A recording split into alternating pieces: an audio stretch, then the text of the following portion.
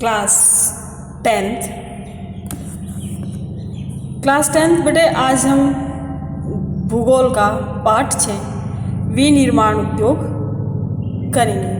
और इस चैप्टर को हमें करते हुए कितना 3rd पार्ट होगा, तीसरा दिन है। तो कल हमने क्या पढ़ा था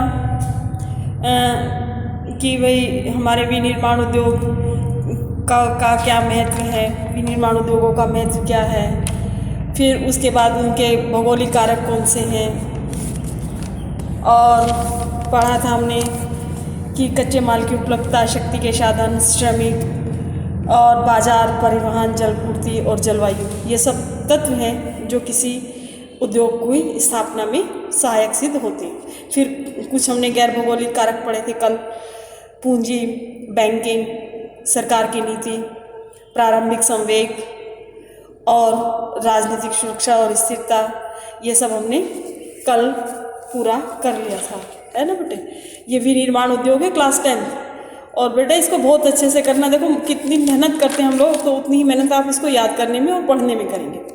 तो विनिर्माण उद्योग में हमने पढ़ा था कि कच्चे माल से पक्के माल का क्या कर जाता है, दोबारा से उसे बनाया जाता है। तो अब हम पढ़ेंगे कि उद्योगों को निम्न प्रकार से वर्गीकृत किया जा सकता है। उद्योगों का वर्गीकरण, विनिर्माण उद्योग में उद्योगों का वर्गीकरण। तो कल हमने ये कर लिया था और कृषि पर आधारित उद्योग भी कर दिया था लास्ट वीडियो में, लेकिन यहाँ से हम दोबारा करेंगे, दोबारा से रिवीजन करेंगे। रोज़मर्रा के इस्तेमाल की विभिन्न औद्योगिक उत्पादों की सूची बनाएं, जैसे ट्रांजिस्टर यानी कि रेडियो, बिजली का बल्ब, वनस्पति तेल, सीमेंट, कांच का सामान, पेट्रोल, माचिस, स्कूटर, वाहन, दवाइयाँ आदि। यदि हम विशेष मापदंडों के आधार पर विभिन्न उद्योगों का वर्गीकरण करते हैं तो विनिर्माण को आसानी से समझ सकते हैं। उद्योगों को निम्न प्रकार से वर्गीकृत किया जा सकता है। वर्गीकृत मीन्स बांटा जा सकता है। तो जो हमारे उद्योग होते हैं वो कई तरह के होते हैं, है ना। और कई तरह के उद्योगों में कई तरह का सामान निर्माण किया जाता है। कई कृषि पर आधारित उद्योग होते हैं, कई खनिजों पर आधारित होते हैं, कोई जो है आधारभूत उद्योग होते हैं, कई उपभोक्ता उद्योग होते हैं और कई जो है लघु निवेश के आधार पर होते हैं। तो ये स्वामित्व के आधार पर है। तो पहले हम इनको पढ़ेंगे। क्या? कृषि पर आधारित उद्योग। ये वे उद्योग हैं जो कृषि से प्राप्त विभिन्न उत्पादों को कच्चे माल के रूप में प्रयोग करते हैं, जैसे सूती कपड़ा उद्योग, पटसन, ऊनी वस्त्र, रेशम वस्त्र, रबड़, चीनी, चाय, कॉफ़ी तथा वनस्पति तेल उद्योग जो है कृषि पर आधारित उद्योग हैं। और दूसरा है खनिजों पर आधारित उद्योग। ये वे उद्योग हैं जो खनन द्वारा प्राप्त उत्पादों का कच्चे माल के रूप में प्रयोग करते हैं। लोहा तथा लोहा इस्पात, सीमेंट, एल्युमिनियम, मशीन, औजार तथा पेट्रो रसायन उद्योग। प्रमुख भूमिका के आधार पर या प्रमुख कार्यों के आधार पर, पहला है आधारभूत उद्योग। आधारभूत उद्योग क्या है? इन उद्योगों से प्राप्त उत्पाद अन्य उद्योगों में कच्चे माल के रूप में प्रयोग होते हैं, जैसे लोहा इस्पात, तांबा, प्रगलन होता है गलाना, प्रगलन का अर्थ दिल अंडरलाइन करो बेटा, प्रगलन करते रहे गलाना। एल्युमिनियम प्रगलन, एल्युमिनियम जिसको हम सिल्वर भी बोलते हैं, है ना। सिल्वर चांदी भी होता है और सिल्वर एल्युमिनियम के बर्तन जो होते हैं वो भी बनते हैं एल्युमिनियम से। प्रगलन उद्योग व पेट्रो रासायनिक उद्योग आदि। ये कौन से हमारे कृषि पर आधारित उद्योग, खनिजों पर आधारित उद्योग। अब है प्रमुख भूमिका पर या उनके कार्यों के आधार पर। अब जैसे आधारभूत उद्योग, मैंने कल भी बताया था बेटा कि आधारभूत का अर्थ होता है बड़े उद्योग। है ना। और ये मोस्टली जो उद्योग होते हैं, लोह इस्पात, तांबा, धातु प्रगलन, तो ये बड़े उद्योग होते हैं और ये अधिकतर सरकार के देखरेख में या सरकार के नियंत्रण में चलाए जाते हैं। फिर होता है उपभोक्ता उद्योग, है ना। उपभोक्ता उद्योग सीधी सी बात है कौन से होंगे, जो हम उपभोग करते हैं, जो उपभोक्ता उपभोग करते हैं। मीनिंग समझिए और रटिए मत, देखो क्या है ये उपभोक्ता उद्योग। हम सब क्या है उपभोग करते हैं वस्तुओं का, तो क्या बने उपभोक्ता बने, जो हमारी ज़रूरत को पूरा करते हैं, जिस सामान से हमारी ज़रूरत पूरी करती है उसको क्या कहते हैं उपभोक्ता उद्योग। इन उद्योगों के द्वारा प्राप्त उत्पाद, इन उद्योगों के द्वारा प्राप्त उत्पाद सीधे कहाँ तक पहुँचते हैं, सीधे उपभोक्ताओं द्वारा प्रयोग होते हैं। जैसे चीनी है, दंत मंजन है, कागज़ है, पंखे हैं, सिलाई है, मशीन है, साबुन है, ब्रेड है, दूध है, सब्ज़ी है ना, खाने पीने के सामान, कन्फेक्शनरी का सामान, ये भी तो फैक्ट्रियों में ही बनता है और हम उपभोक्ताओं के उपभोग में काम आते हैं और हमारी ज़रूरतों को पूरा करते हैं। ये सारे हमारे उपभोक्ता उद्योग की वस्तुएं। फिर वो होता है पूंजी के आधार पर। एक लघु उद्योग को परिसीमन की एक इकाई पर अधिकतम निवेश मूल्य के परिप्रेक्ष्य में परिभाषित किया जाता है। यह निवेश सीमा समय के साथ परिवर्तित होती रहती है।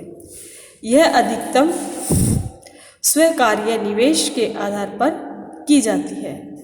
यह निवेश मूल्य समय के साथ बदला गया है। वर्तमान में अधिकतम निवेश 1 करोड़ रुपए तक स्वीकार्य है। अगर किसी उद्योग में यह निवेश 1 करोड़ रुपए से अधिक है तो उसे हम बृहत उद्योग कहेंगे। बृहत मीन्स बड़ा, बृहत का अर्थ होता है बड़ा। जिस उद्योग के निर्माण में 1 करोड़ या उससे अधिक पैसा लगता है तो उसे हम क्या कहेंगे, उसे हम बड़ा उद्योग कहेंगे, बृहत उद्योग कहेंगे। अब आ जाता है स्वामित्व के आधार पर। स्वामित्व के आधार पर यानी कि किस पर किसका हक है, उसका स्वामी कौन है। स्वामित्व के आधार पर ठीक है, तो उस उद्योग का स्वामी कौन है। अब पहले आ गया आपका सार्वजनिक क्षेत्र, अंडरलाइन करो इसको ऐसे। सार्वजनिक क्षेत्र में लगे सरकारी एजेंसियों द्वारा प्रबंधित तथा सरकार द्वारा संचालित उद्योग। जिन उद्योगों पर सरकार का, सरकारी एजेंसियों का नियंत्रण होता है उनको सीधे शब्दों में हम सार्वजनिक क्षेत्र के उद्योग कहते हैं, है ना। जिन उद्योगों का स्वामित्व एवं प्रबंधन राज्य सरकार या केंद्र सरकार के किसी संगठन के पास होता है उन्हें हम क्या कहेंगे, सार्वजनिक उद्योग कहेंगे। जैसे भारत हैवी इलेक्ट्रिकल लिमिटेड तथा steel authority of India limited अंतर्गत भिलाई, दुर्गापुर, राउरकेला, विशाखापट्टनम में स्थित लौह इस्पात के केंद्र भारतीय रेल तथा चितरंजन लोकोमोटिव हैं। तो ये क्या है हमारे, ये सारे हमारे कच्चे माल से लौह इस्पात उद्योग हैं और इनको जो है सरकार का इन पर नियंत्रण होता है। अब इसको मैप में देख लीजिए, आपको मैप से समझ आ जाएगा। 1 मिनट भैया, रुको जरा, रुको। हमने क्या पढ़ा अभी, हमने पढ़ा कि भाई राउरकेला, भिलाई, जमशेदपुर, दुर्गापुर, है ना, दुर्गापुर और भिलाई, ये सारी कौन सी बेल्ट है, पश्चिमी बांग्लादेश, बंगाल राज्य के आसपास। ये हमारा राउरकेला है, जमशेदपुर है, दुर्गापुर है, भिलाई है, और विशाखापट्टनम। कई बार ये मैप में भी, ज्योग्राफी के मैप में भी आ जाते हैं कि लौह इस्पात का वो स्थान बताइए। तो इस बार जो 10th क्लास में आया था वो विजयनगर आया था। चलो इस बात पे ये भी बात पक्की कर ले, विजयनगर। तो ये 2020 में आया था बोर्ड में, विजयनगर। तो विजयनगर भी क्या है, हमारा लौह इस्पात केंद्र है। जब बुक को साथ साथ पढ़ेंगे समझ आ जाएगा। तो विजयनगर इस बार 10th बोर्ड में आया था। दोबारा कह रही हूँ बेटे, कान खोल के सुन लो कि इस बार ज्योग्राफी में 10th बोर्ड 2020 में इस मार्च में विजयनगर आया था। और ये विजयनगर आपका, ये केरल राज्य है, केरल से ऊपर जो है ये आपका विजयनगर है। तो ये साथ साथ आप कर लें, भिलाई, राउरकेला और ये सारे, ये देखो एक संकुल सा बना हुआ है एक जगह, एक ये सारा एरिया लौह इस्पात केंद्र का है। और इस सब पर किसका नियंत्रण है, सरकार का। तो ये कौन से उद्योग है, सार्वजनिक उद्योग। क्लियर। अब आ जाओ अपनी पहली जगह पर जहाँ से हम पढ़ रहे थे, रीडिंग कर रहे थे। हाँ, तो आगे जगह पर, अरे बच्चे, तो ये हमारे हो गए बड़े क्षेत्र के जितने भी उद्योग हैं, लौह इस्पात उद्योग, राउरकेला, दुर्गापुर, विशाखापट्टनम, जहाँ भारतीय रेल और ये सब का निर्माण किया जाता है। और इस पर मोस्टली जो है सरकार का स्वामित्व होता है, इसलिए सार्वजनिक क्षेत्र के उद्योग हैं। क्लियर, समझ आ गए। अब दूसरा पढ़ेंगे हम निजी क्षेत्र। निजी क्षेत्र के उद्योग जिनका एक व्यक्ति के स्वामित्व में या उसके द्वारा संचालित अथवा लोगों के स्वामित्व में या उनके द्वारा संचालित होता है, उसे हम क्या कहेंगे, निजी क्षेत्र कहेंगे। भैया इसको अंडरलाइन कर लो, निजी क्षेत्र है ना। ये पहला सार्वजनिक, दूसरा निजी। तो निजी क्षेत्र में जो निजी व्यक्ति, संस्था या व्यक्ति के द्वारा लगाया जाता है उसको हम निजी क्षेत्र कहते हैं। जैसे टाटा लोहा इस्पात संयंत्र, JK cement, Bajaj auto, Dabur उद्योग और आपका जो है जियो कंपनी, अंबानी परिवार की संचार में। तो ये भी क्या है, निजी क्षेत्र का उदाहरण है ना। जो संचार व्यवस्था में अंबानी परिवार का जो है जियो फोन, ये भी क्या है, निजी क्षेत्र का संचार व्यवस्था में वो रखता है, क्षेत्र है। फिर उसके बाद आ जाता है संयुक्त क्षेत्र या मिश्रित क्षेत्र। इसको अंडरलाइन करेंगे, ये आ गया हमारे तीसरे नंबर। तो संयुक्त, जैसे कि इसके संयुक्त और मिश्रित से मिला है कि जिसमें सरकार और निजी, गवर्नमेंट एंड प्राइवेट दोनों एक साथ जुड़ के काम करते हैं, मिल के काम करते हैं, तो उसको हम संयुक्त या मिश्रित क्षेत्र कहते हैं। थोड़ा सा दिमाग भी लगा लेना चाहिए और जो शब्द है उसके अर्थ में भी ध्यान देना चाहिए। आंसर अपने आप निकल आता है कई बार। वे उद्योग जो किसी क्षेत्र तथा सरकार के द्वारा मिलकर संयुक्त प्रयास से चलाए जाते हैं, जैसे oil India limited, oil India limited. सहकारी उद्योग, सहकारी समितियां होती हैं, सहकारी उद्योग होते हैं, है ना, जिस पर क्या होता है, दोनों पक्षों का वो रहता है, सहयोग रहता है, सरकार का भी और प्राइवेट सेक्टर का भी। सहकारी उद्योग, सहकारी उद्योग में क्या आएगा, जिनका स्वामित्व कच्चे माल की पूर्ति है, जिनका स्वामित्व कच्चे माल की पूर्ति करने वाले उत्पादकों, अंडरलाइन कीजिए, उत्पादकों, श्रमिकों या दोनों के हाथों में होता है।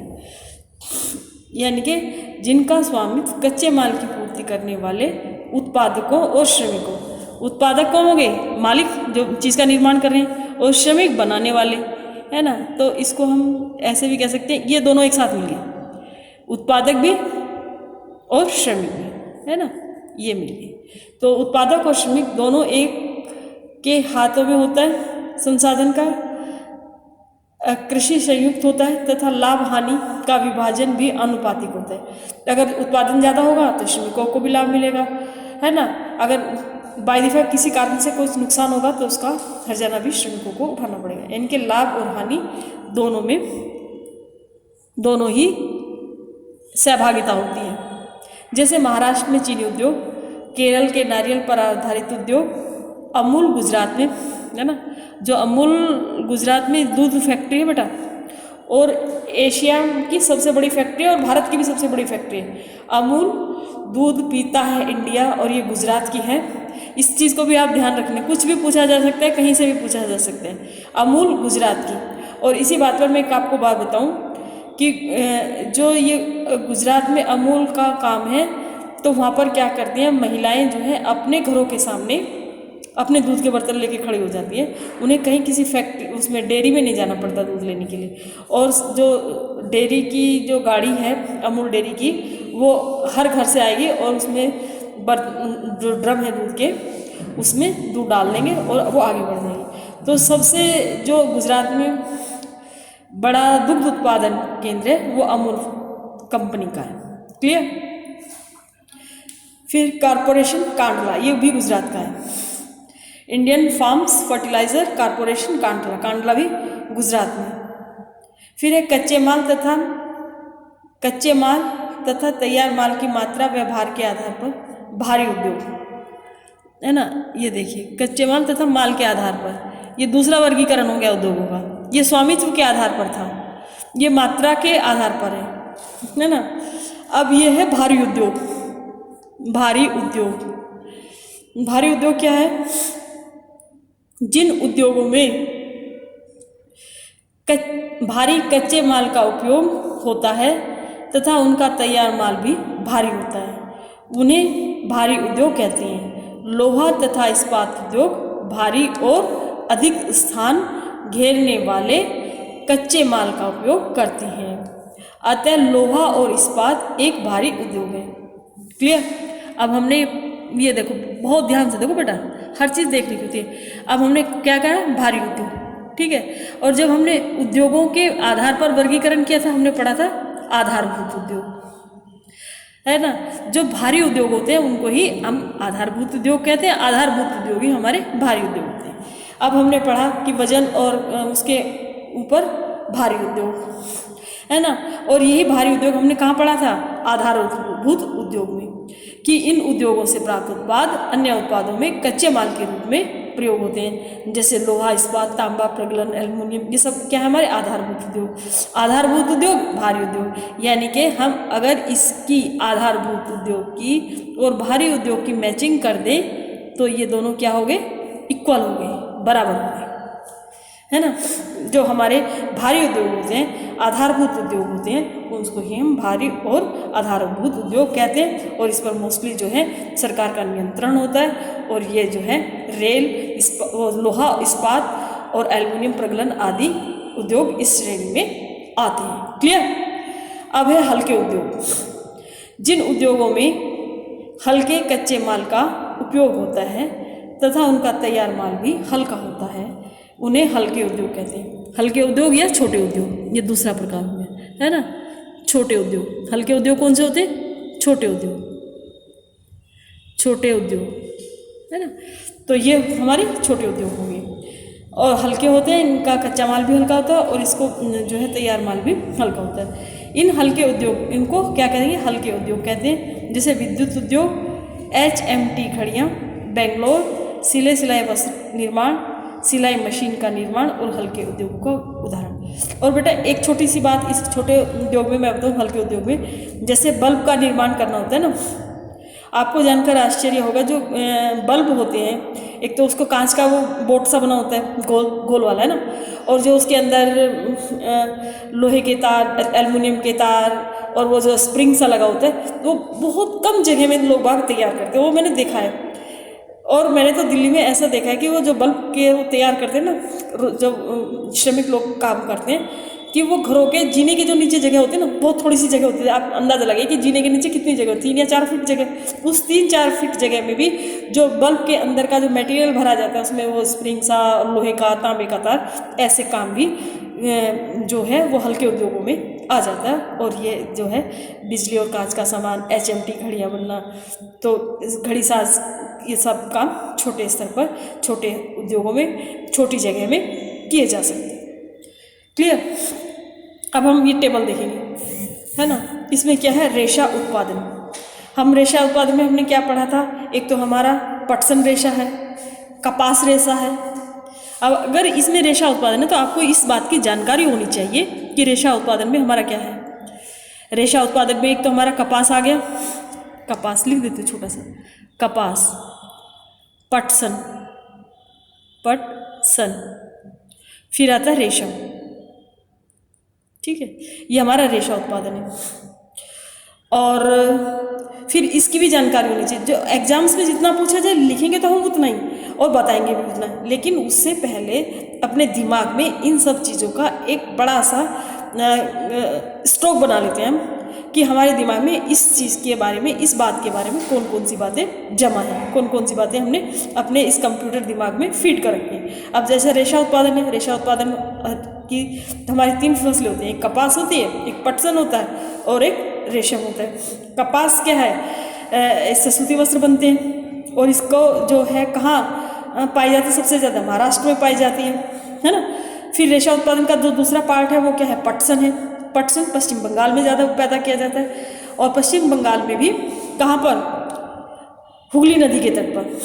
फिर तीसरी रेशा उत्पादन हमारा रेशम है, ये कहाँ है, ये जो कीड़ों होते हैं ना, रेशम के कीड़े, उनसे हम तैयार करते हैं। तो इस तीनों चीज़ों से क्या बनते हैं, बुनाई और कताई होती है। कच्चा माल, कच्चे माल से फिर धुनाई और कताई करते हैं। इसको हम पटसन को छोड़ देते हैं, पटसन की कताई और वो नहीं होती बुनाई। कपास और रेशम की क्या हुई, धुनाई और कताई। फिर इसकी क्या हुई, धुनाई और कताई करने से बन गया सूत, और कताई और बुनाई करने से इसका बुनाई बन गया। बुनाई करने से रेशे की क्या बन गया, कपड़ा, है ना। फिर कपड़े को हमने क्या किया, रंगाई और उसका परिष्करण किया, उसकी सफाई दी, उसको फिनिशिंग दी। परिष्करण का होता है उसमें फिनिशिंग देना। फिर हमने उसमें क्या किया, फिनिशिंग किया। तो फिर ये कहाँ चला गया, कपड़े की फिनिशिंग होगी, रंगाई होगी, वस्त्र निर्माण उद्योग में चला गया। रेडीमेड गारमेंट्स, जहाँ कपड़ों की सिलाई होती है, कई छोटे कपड़े, कई बड़े कपड़े, कई जेंट्स कपड़े, कई लेडीज़ कपड़े, तो वस्त्र विनिर्माण उसका हो गया। फिर वो वस्त्र निर्माण कहाँ चला गया, वस्त्र गारमेंट्स में चला गया, बिकने के लिए मार्केट में चला गया। और फिर ये प्रक्रिया एक के बाद ऐसे चक्र में चलती चली जाएगी। बेटे इस चीज़ को हल्के में नहीं लेना, क्योंकि इसमें जो है कई बार सूती वस्त्र उद्योग भी पूछ लिया जाता है। देखो ये आपका हमने उद्योग पढ़ा, अभी पटसन पढ़ा, तो जैसे कि हमने रेशमी वस्त्र पढ़ा, ये आपका मैप है, और इसमें हमने पढ़ा रेशमी वस्त्र, ये वाला जो चिन्ह है स्टार सा, ये हमारे रेशमी वस्त्र उद्योग है। और ये जो ऊनी वस्त्र हैं ये त्रिभुज के आकार के हैं। बीकानेर है, अमृतसर है, पंजाब में है। और ये जो पटसन है ये हमारा पश्चिम बंगाल में है। और ये जो हमारा है सूती वस्त्र उद्योग, ये मुंबई महाराष्ट्र में है, गुजरात में है, और महाराष्ट्र के ऊपर बिल्कुल मध्य भारत के नीचे है। और ये जो है हमारा चेन्नई में भी क्या है, हमारा सूती वस्त्र उद्योग और रेशमी वस्त्र उद्योग। जब हमने ये रेशा उद्योग पढ़ा, ध्यान से देखो, जब हमने रेशा उद्योग पढ़ा, रेशा हमारे 2 प्रकार के, 3 प्रकार के होते हैं वैसे तो, और पटसन है, कपास है, और ये सब हमने साथ ही साथ मैप में करना है। और ये मैप आपको अपनी फेयर कॉपी में लिखना है और ये शो करना है कि कहाँ कौन सी सूती वस्त्र उद्योग की फैक्ट्री है, कहाँ हमारी पटसन उद्योग है पश्चिम बंगाल में, और कहाँ हमारा कृत्रिम वस्त्र उद्योग तैयार किया जाता है। तो क्लास 10 ज्योग्राफी में ये आज आपका काम है, मैप भी तैयार करना है और बहुत ही ध्यान से इस काम को पढ़ना और लिखना है। Thank you.